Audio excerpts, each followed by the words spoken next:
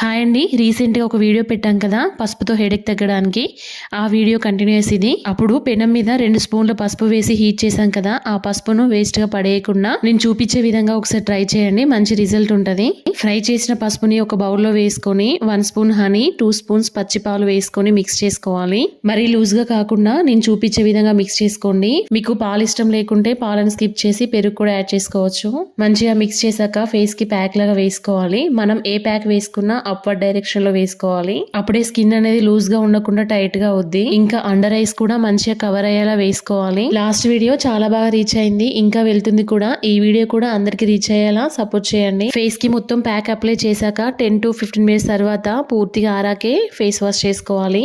అలాగే డైరెక్ట్ గా face wash చేయకుండా చేతికి వాటర్ తీసుకొని ఒక 5 మినిట్స్ స్క్రబ్బింగ్ లా చేసుకొని ఫేస్ వాష్ చేసుకోవాలి.